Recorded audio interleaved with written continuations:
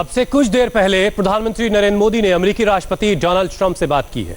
प्रधानमंत्री ने कोरोना के खिलाफ जंग में साथ मिलकर लड़ने की बात कही है। आपको बता दें कि इस वक्त अमेरिका में हालात बहुत खराब है। यहां कभी भी कोरोना संक्रमित मरीजों की तादाद 3 लाख तक पहुंच सकती है, जबकि भारत में अभी भी कोरोना इन्फेक्टेड लोगों की तादाद 3000 के आसपास है। हालांकि वायरस के प्रकोप के चलते अमेरिका की स्थिति बहुत खराब है। न्यूयॉर्क राज्य के गवर्नर राष्ट्रपति ट्रंप से वेंटिलेटर की गुहार लगा रहे हैं, तो खुद अमेरिका अपने प्रतिबंध तोड़कर एक रूसी कंपनी से वेंटिलेटर खरीद रहा है।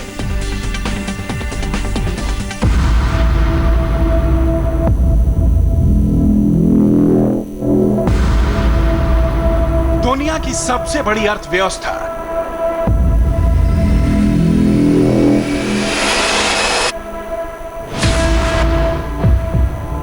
दुनिया की सबसे ताकतवर सेना, दुनिया की इकलौती सुपर पावर, साइंस और टेक्नोलॉजी का पावर हाउस। अमेरिका या अंकल सैम का जब जिक्र होता है तो इन्हीं शब्दों में किया जाता है। लेकिन इस समय अमेरिका का तारुफ कुछ इस तरह हो रहा है। 3.25 लाख से ज्यादा मरीज, 7,500 से ज्यादा की मौत, एक रात में 1085 लोगों की जान चली गई। यह अमेरिका का ताजा तरीन परिचय है। अमेरिका बन गया है नए कोरोना वायरस का सबसे नया हॉटस्पॉट। जनवरी में चीन के वुहान से शुरू होते हुए अब पश्चिम की ओर बढ़ता हुआ कोरोना वायरस का हॉटस्पॉट अमेरिका तक पहुंच गया है। अमेरिका में पिछले 3 दिनों में कोरोना वायरस का संक्रमण इतनी तेजी से बढ़ा है कि दुनिया हैरान है। अमेरिका का कहना है कि उसके यहां मरीजों की इतनी संख्या इसलिए है क्योंकि उसने कोरोना की टेस्टिंग के मामले में पूरी दुनिया को पीछे छोड़ दिया है। 3 अप्रैल तक के आंकड़े कुछ इस तरह हैं। 1 अप्रैल को अमेरिका में 26,473 नए कोरोना संक्रमण का पता चला, जबकि उसी दिन अमेरिका में इस वायरस से संक्रमित 1049 लोगों की मौत हो गई। 2 अप्रैल को अमेरिका में कोरोना वायरस के 29,874 मामले सामने आए, जबकि इस दिन 969 लोगों की मौत हो गई। वहीं 3 अप्रैल को अमेरिका में कोरोना वायरस के 32,284 केस के बारे में पता चला, जबकि 1085 लोगों की मौत सिर्फ एक रात में हो गई। इन्हीं आंकड़ों के कारण अमेरिका को कोरोना वायरस का लेटेस्ट वर्ल्ड हॉटस्पॉट कहा जा रहा है। अमेरिका में इतनी बड़ी तादाद में कोरोना वायरस के मरीज सामने आ गए हैं कि उनके इलाज के लिए डॉक्टरों और नर्सों के पास संसाधन कम हो गए हैं। अमेरिका के सबसे बड़े सूबे कैलिफोर्निया में नर्सों ने मास्क और पीपीई सूट के लिए विरोध प्रदर्शन किया।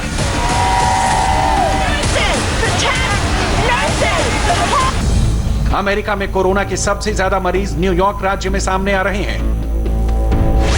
अमेरिका में कुल मरीजों में से 1/3 अकेले न्यूयॉर्क राज्य से हैं। मरने वालों में से भी 1/3 न्यूयॉर्क राज्य के ही रहने वाले हैं। न्यूयॉर्क के अलावा न्यू जर्सी और मिशिगन कोरोना से सबसे अधिक प्रभावित अमेरिकी राज्य हैं। न्यू जर्सी में लोगों की मौत की सबसे बड़ी वजह कोरोना वायरस बन गया है। जिस वक्त अमेरिका में इतना बड़ा संकट खड़ा हो गया, उस समय वहां की केंद्रीय सरकार और न्यूयॉर्क के गवर्नर के बीच वेंटिलेटर्स को लेकर खींचतान मची हुई है। अमेरिकी राष्ट्रपति डोनाल्ड ट्रंप आरोप लगा रहे हैं कि वेंटिलेटर को लेकर न्यूयॉर्क के डेमोक्रेटिक पार्टी के गवर्नर एंड्रयू कुओमो ने लापरवाही बरती। They had a chance to order ventilators. उनके पास कई बरस का मौका था, वो वेंटिलेटर जुटा लेते। उन्हें बड़े संख्या में वेंटिलेटर खरीदने का मौका मिला था, लेकिन उन्होंने ऐसा नहीं किया। हमने उनकी मदद की और मुझे लगता है कि न्यूयॉर्क के गवर्नर हमारे शुक्रगुजार हैं कि हमने उन्हें वेंटिलेटर दिए। लेकिन हमारे पास संघीय सरकार के खाते के वेंटिलेटर हैं। हम उन्हें या तो राज्य को दे दें या खुद इस्तेमाल कर लें। हमें अपनी संघीय सरकार के लिए भी वेंटिलेटर चाहिए। अमेरिका में राज्यों और संघीय सरकारों के बीच इस खींचतान का खामियाजा भुगत रही है आम जनता। अमेरिकी राष्ट्रपति डोनाल्ड ट्रंप उन राज्यों को मदद करने में आनाकानी कर रहे हैं जहां पर उनकी विरोधी डेमोक्रेटिक पार्टी के गवर्नर हैं। अमेरिका की संघीय व्यवस्था में राज्यों को व्यापक अधिकार हासिल हैं। वो अपने स्तर पर लॉकडाउन कर सकते हैं, लेकिन अगर राष्ट्रीय स्तर पर आपातकाल लगाने की बात आएगी तो ये काम संघीय सरकार करती है। लेकिन राष्ट्रपति डोनाल्ड ट्रंप ऐसा नहीं कर रहे हैं। वो चाहते हैं कि इस संकट का ठीकरा राज्यों के सिर फूटे। ट्रंप के निशाने पर इस साल के अंत में होने वाले राष्ट्रपति चुनाव है। यही कारण है कि डोनाल्ड ट्रंप न्यूयॉर्क में खराब हालत होने के बावजूद न्यूयॉर्क और इसके 2 पड़ोसी राज्यों न्यू जर्सी और कनेक्टिकट में लॉकडाउन लगाने का ऐलान करके फिर उससे पीछे हट गए। और अब जब न्यूयॉर्क के गवर्नर उनकी सरकार से मदद मांग रहे हैं तो वो उस राज्य की सरकार की खामियां बता रहे हैं।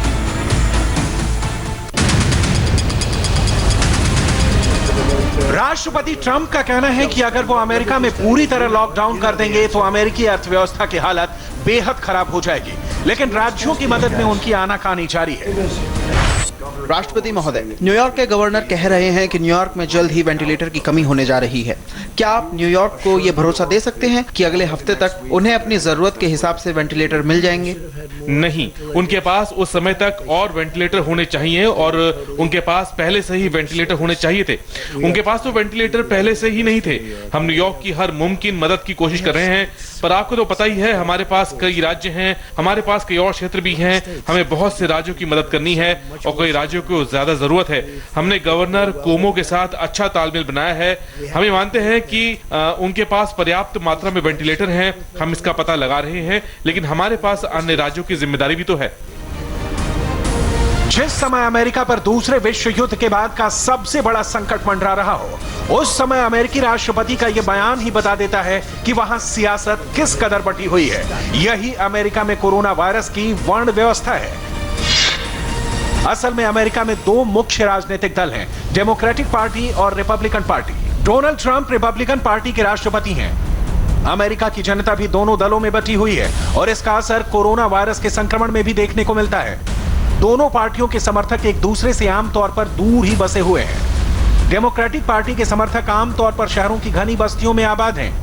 वहीं रिपब्लिकन पार्टी के वोटर मुख्य तौर पर शहरों के उपनगरीय इलाकों और ग्रामीण क्षेत्रों में दूर दूर रहते हैं। इसका नतीजा यह हुआ कि डेमोक्रेटिक पार्टी के समर्थक आज कोरोना वायरस से ज्यादा संक्रमित हो रहे हैं। ट्रंप की डेमोक्रेटिक पार्टी के शासन वाले राज्यों की मदद में आनाकानी के पीछे यही मूल वजह है। हालत यह है कि राष्ट्रपति ट्रंप अपने देश की जनता को संदेश देने के लिए भी मास्क पहनने को राजी नहीं। सीडीसी की सलाह है कि आम लोग अपनी हिफाजत के लिए चेहरे को ढकें। ये हर इंसान पर निर्भर करता है कि वो मास्क पहनना चाहता है या नहीं। सीडीसी का कहना है कि अभी कुछ दिनों तक मास्क पहनना ठीक है, लेकिन ये पूरी तरह से आप पर निर्भर है। मैं तो मास्क नहीं पहनने जा रहा। डोनाल्ड ट्रंप की इन्हीं लापरवाहियों के कारण आज अमेरिका संक्रमित लोगों के मामले में चीन के आंकड़ों से लगभग 4 गुना आगे निकल चुका है। कोरोना वायरस का प्रकोप चीन से ही शुरू हुआ था। अब अमेरिका कोरोना वायरस से संक्रमण के मामले में सबसे बुरी तरह प्रभावित इटली और स्पेन से भी बहुत आगे निकल चुका है। हालांकि सार्वजनिक स्वास्थ्य से जुड़े अमेरिकी अधिकारी ये कह रहे हैं कि अभी उनके देश में वायरस का प्रकोप अपने उच्चतम स्तर से कई हफ्ते या यूं कहें कि कई महीने दूर है। लेकिन खुद व्हाइट हाउस की कोरोना टास्क फोर्स का आकलन है कि कोरोना वायरस की महामारी से अमेरिका में 1 लाख से 2,40,000 लोगों तक की जान जा सकती है। हालांकि टास्क फोर्स की प्रमुख डॉक्टर डेबोरा बिर्स का कहना है कि सरकार ये आंकड़े कम करने के लिए जी जान से जुटी है। हाँ, हमारा आंकलन तो यही है और हमने अपने देश के लिए ये आंकलन इटली के मॉडल के आधार पर ही दिया है और हम अन्य देशों के हालात के हिसाब से भी अमेरिका में अंदाजा लगा रहे हैं। तो आपने उस स्लाइड में देखा कि हमारे हिसाब से मरने वालों का आंकड़ा ये हो सकता है जो 1 लाख या 2 लाख तक जा सकता है और हम यही मानते हैं कि कोरोना से अमेरिका में लोगों की मौत की संख्या इसी के बीच रहेगी। हम ये मानते हैं और उम्मीद करते हैं कि हर गुजरते दिन के साथ स्थितियाँ बेहतर करते जाएं। But I think that's possible. America ने कोरोना वायरस की महामारी से निपटने में कई बड़ी गलतियां की हैं, जिसका खामियाजा आज अमेरिका ही भुगत रहा है। अमेरिका ने कोरोना वायरस के खतरे की गंभीरता समझने में देर की। जनवरी में ही केस सामने आने के बावजूद अमेरिका ने हवाई यात्रा रोकने और अन्य पाबंदियां लगाने में देर की। अमेरिका ने टेस्ट करने में देरी की। अमेरिका और दक्षिण कोरिया दोनों ही देशों में कोरोना वायरस का पहला मरीज 20 जनवरी को पाया गया था। लेकिन फरवरी महीना खत्म होते होते जहां दक्षिण कोरिया ने 46,127 लोगों का कोरोना टेस्ट कर डाला था, वहीं इसी दौरान अमेरिका ने केवल 426 लोगों का कोरोना टेस्ट किया था। इसके अलावा अमेरिका में महामारी से लड़ने के लिए मेडिकल उपकरणों की भारी कमी हो गई, जिसकी वजह से इलाज में लगे स्वास्थ्यकर्मी भी संक्रमित होने लगे। साथ ही साथ डेमोक्रेटिक और रिपब्लिकन पार्टी की आपसी खींचतान से भी अमेरिका के हालात बिगड़ते चले गए। अमेरिकी जनता ने सोशल डिस्टेंसिंग नहीं की। जब यूरोप में यह महामारी कहर बरपा रही थी, तब अमेरिका के छात्र छुट्टियों में बीच पर मस्ती कर रहे थे और अब कोरोना वायरस से अमेरिका में मौत का आंकड़ा बढ़ता ही जा रहा है। हालांकि अमेरिका के वायरस विशेषज्ञ डॉक्टर एंथनी फॉची ये भरोसा दिला रहे हैं कि सरकार इस वायरस से इतने अमेरिकी लोगों की जान नहीं जाने देगी। हम इन आंकड़ों को स्वीकार नहीं करते और हमारी कोशिश यही रहेगी, हम वो हर मुमकिन कोशिश करेंगे कि संख्या को जितना नीचे ला सकते हैं उतना नीचे ले आए। और मैं आपको बताना चाहता हूं कि किसी भ्रम में ना पड़े, ये हमारी आशंका है, पर इसका मतलब ये नहीं कि हमें इतने लोगों की मौत मंजूर है। हम इससे बहुत अच्छे काम करने जा रहे हैं। अमेरिकी जनता को राष्ट्रपति डोनाल्ड ट्रंप से ज्यादा भरोसा डॉक्टर एंथनी फॉची पर है और वो बस यही उम्मीद कर रही है कि डॉक्टर फॉची और उनकी टीम मिलकर उन्हें कोरोना के कहर से बचा लेंगे, वरना चुनावी साल में सियासी घमासान ना जाने कितने अमेरिकी नागरिकों को कोरोना महामारी की आग में झोंक दे। सिर्फ अमेरिका ही नहीं, दुनिया के कई देश हैं जो इस वक्त कोरोना वायरस के संक्रमण के हॉटस्पॉट बन चुके हैं। इन देशों और शहरों के बारे में जानना इसलिए भी जरूरी है ताकि भारत उनकी गलतियों से सबक ले सके, ताकि हम ये जान सकें कि हमें क्या नहीं करना चाहिए। कोरोना वायरस के कहर से बचने का तरीका सिर्फ यही है कि हम दूसरे देशों की गलतियों से सबक लें और सावधान रहें।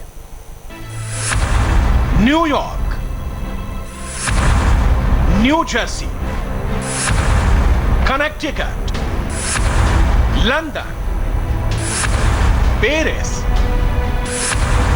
रोम, Bergamo, Lombardy, Madrid, Barcelona, Qom, Wuhan, ये वो शहर हैं जो कभी जिंदा दिली से लबरेज थे, जो दुनिया के पावर सेंटर माने जाते थे, जिनके इशारों पर दुनिया की अर्थव्यवस्था चला करती थी, जहां पर जाना, रहना, काम करना दुनिया के करोड़ों लोगों की ख्वाहिश होती है। वो शहर ही आज वीरान है, भूतहे हैं, वहां की सड़कें वीरान हैं और अब ये शहर हॉटस्पॉट बन गए हैं। ये है दुनिया के वो हॉटस्पॉट जहां पर नए कोरोना वायरस ने सबसे ज्यादा लोगों को संक्रमित किया है। यूं तो कोरोना वायरस 200 से ज्यादा देशों में फैल चुका है, लेकिन यही वो टॉप 10 इलाके हैं जहां इस वायरस से सबसे ज्यादा संक्रमित लोग पाए गए हैं, जहां की स्वास्थ्य व्यवस्था पर कोरोना ने भारी बोझ डाल दिया है।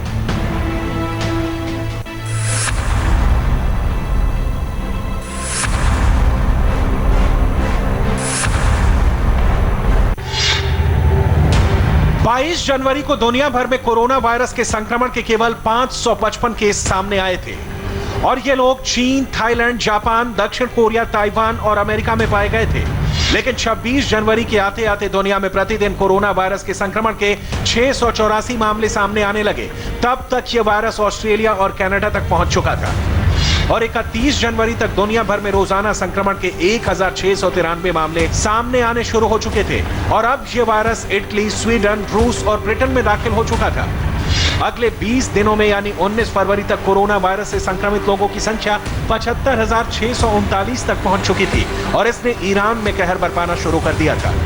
एक हफ्ते बाद ही यानी 26 फरवरी को इसके संक्रमण में इतनी तेजी आ गई थी कि रोजाना 982 मरीज सामने आने लगे थे और ये virus Pakistan, Brazil, Georgia, North Macedonia, Norway और रोमानिया में भी दाखिल हो चुका था। 3 मार्च के आते आते प्रतिदिन कोरोना वायरस के 2500 से ज्यादा मामले सामने आने लगे थे, जबकि अर्जेंटीना, चिली, जॉर्डन और यूक्रेन तक जा पहुंचा था और 9 मार्च को कोरोना वायरस से हर रोज 3766 मरीज संक्रमित हो रहे थे। मरीजों की कुल संख्या इससे पहले के हफ्ते में 1 लाख को पार कर चुकी थी। ये बीमारी अब अल्बानिया, साइप्रस और ब्रुनोई तक जा पहुंची थी।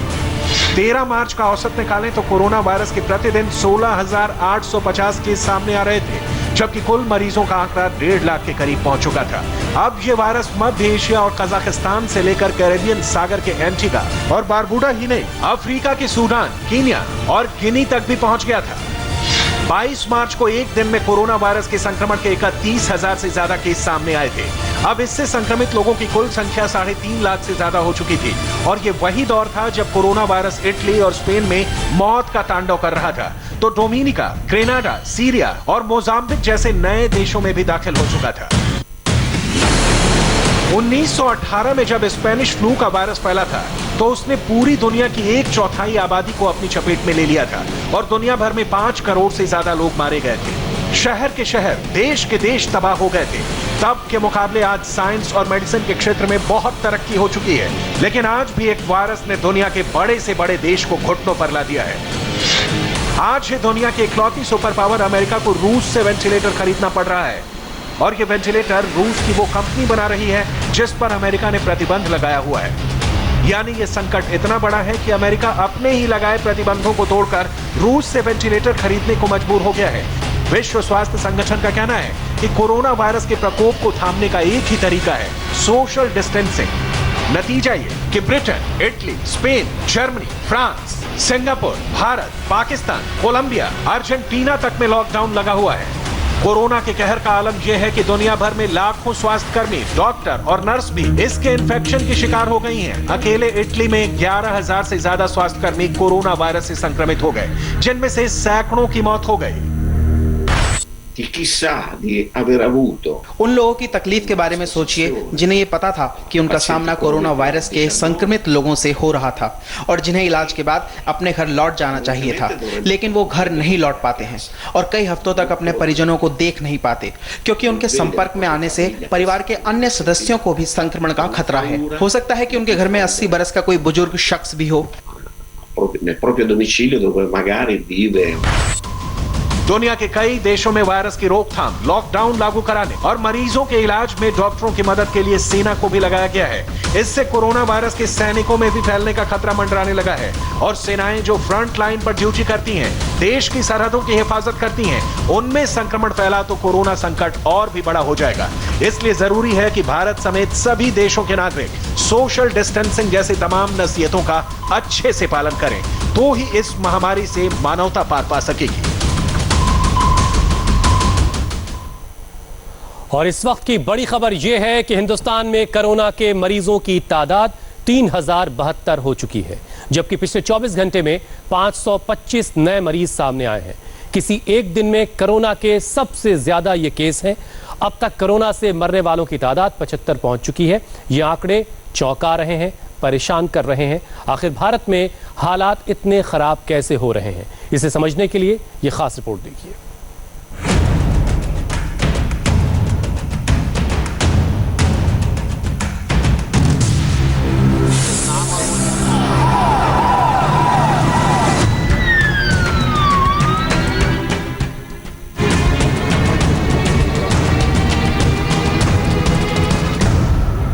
भारत में अगर कोरोना की चेन को समझना है तो इसके लिए आपको केरल के उन 4 छात्रों के बारे में जानना होगा जो वुहान से वायरस लेकर आए थे। राजस्थान के उस ड्राइवर से मिलना होगा जिसने इटली से आए 20 पर्यटकों को राजस्थान घुमाया और वायरस वाली यात्रा की। जैसे जैसे टैक्सी मीटर बढ़ रहा था वैसे वैसे वायरस भी फैल रहा था। इसके अलावा दुनिया भर से लौटे वो भारतीय जो अपने साथ कोरोना लेकर आए और अपने आसपास फैला दिया, लेकिन तबलीगी जमात ने कोरोना के इस चेन को बहुत मजबूत बना दिया। ये चौथी वजह कोरोना फैलने की सबसे बड़ी वजह बन गई। पिछले महीने 10 मार्च तक भारत में कोरोना के 50 केस सामने आए थे। चीन से लौटे भारतीय 4 केस, इटली से आए पर्यटक 15 केस, दूसरे देशों से लौटे भारतीय 10 केस। कोरोना की चेन को समझने के लिए आपको थोड़ा फ्लैशबैक में चलना होगा। 30 जनवरी को केरल के त्रिशूर का रहने वाला एक छात्र वुहान से अपने साथ कोरोना लेकर लौटता है। इसके बाद 2 और 3 फरवरी को केरल में 2 और मामले सामने आए। ये दोनों छात्र केरल के ही कासरगोड और अलप्पुझा के रहने वाले हैं, चीन से ही वापस लौटे थे। लेकिन जब तक सरकार को इनके बारे में जानकारी मिली तब तक ये करीब 3400 लोगों के संपर्क में आ चुके थे। इसलिए सरकार को इन सभी 3400 लोगों को क्वारंटीन में रखना पड़ा। इसके बाद सरकार ने केरल में हेल्थ इमरजेंसी की घोषणा कर दी, क्योंकि 3400 लोग किस किस से संपर्क में आए इसका पता लगाना बहुत मुश्किल था। इसके बाद 8 मार्च को केरल में 5 और नए मामले सामने आते हैं, जिनमें से 3 केस एक ही परिवार के सदस्य के थे जो इटली से लौटे थे। इन 3 लोगों की वजह से केरल में रहने वाले उनके 2 रिश्तेदार भी कोरोना पॉजिटिव निकलते हैं। यानी चीन के अलावा इटली की यात्रा से लौटे लोग भी भारत में कोरोना की चेन बना रहे थे। इसके बाद भारत में कोरोना चेन का दूसरा बड़ा कारण बने इटली से राजस्थान आए वो 20 पर्यटक जो राजस्थान के कई जिलों में घूमे और कोरोना की वजह बन गए। 21 से 29 फरवरी के बीच इटली के 20 पर्यटकों का एक दल राजस्थान घूमने आया, जो उदयपुर, जोधपुर, झुंझुनू, बीकानेर से होते हुए 29 फरवरी को जयपुर पहुंचा। इस दौरान ये पर्यटक होटल, पर्यटन स्थल, बाजार, रेस्टोरेंट और टैक्सी का इस्तेमाल किया। हैरानी की बात यह है कि इस दौरान इनमें से 15 पर्यटकों को कोरोना हो चुका था। इसके अलावा इन्हें यात्रा करवाने वाला ड्राइवर भी कोरोना की चपेट में आ गया। इस बात की जानकारी तब सामने आई जब यात्रा के अंत में 69 साल के एक पर्यटक को जयपुर के अस्पताल में भर्ती करवाया गया, जिसमें वो कोरोना संक्रमित पाया गया। इसके बाद विदेशों से आने वाले भारतीय कोरोना फैलाने की एक बड़ी वजह बनकर सामने आए। ये वो समय था जब कोरोना चीन से निकलकर थाईलैंड, सिंगापुर, दुबई, ईरान और यूरोप के देशों में फैल चुका था।